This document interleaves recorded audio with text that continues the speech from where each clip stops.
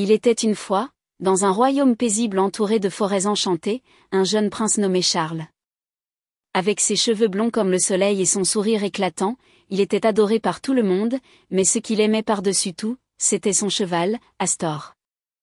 Astor était un magnifique étalon noir avec une crinière qui brillait comme la nuit étoilée. Il était non seulement le plus rapide du royaume, mais aussi le plus fidèle. Chaque matin, Charles et Astor partaient explorer les prairies, les rivières et les collines. Mais un jour, tout ne se passa pas comme prévu. Ce matin-là, alors que Charles attachait la selle d'Astor, un papillon doré passa en voletant près d'eux. Astor, curieux, redressa ses oreilles, avant que Charles ne puisse le retenir, se mit à galoper derrière le papillon. « Astor! Reviens !» cria Charles. Mais Astor galopait si vite qu'il disparut dans la forêt. Charles, désemparé, courut après lui, mais les traces des sabots se perdirent dans les hautes herbes.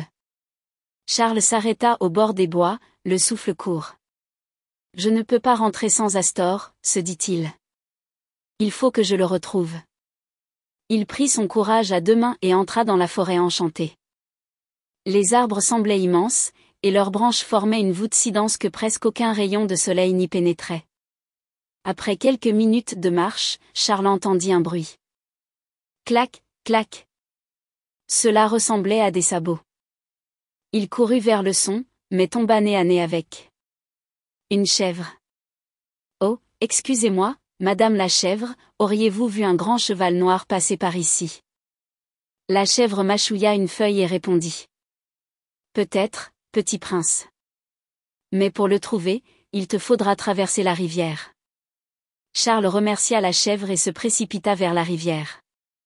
Mais le courant était fort, et il n'y avait pas de pont. Alors qu'il réfléchissait à une solution, une loutre sortit de l'eau.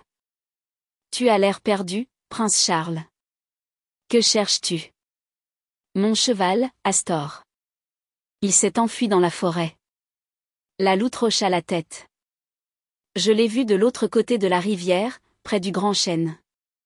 Tiens, prends cette branche pour t'appuyer et traverse sur les pierres. » Avec l'aide de la branche, Charles traversa prudemment la rivière. « Merci, loutre !» s'écria-t-il en agitant la main. De l'autre côté, il continua son chemin jusqu'au grand chêne. Là, il trouva un petit renard assis près des racines. « Bonjour, prince Charles », dit le renard d'une voix malicieuse. « Je crois savoir où est ton cheval, mais pour te le dire, tu dois répondre à une énigme. » Charles soupira. « Très bien, pose-moi ton énigme. » Le renard sourit. « Je suis aussi légère que l'air, mais je peux soulever les feuilles et faire danser les arbres. Que suis-je ? » Charles réfléchit un instant, puis répondit. « Le vent. » Le renard hocha la tête. « Bravo. Astor est dans la clairière, là-bas, en train de manger de l'herbe. » Charles courut jusqu'à la clairière, et là, il vit son cher Astor.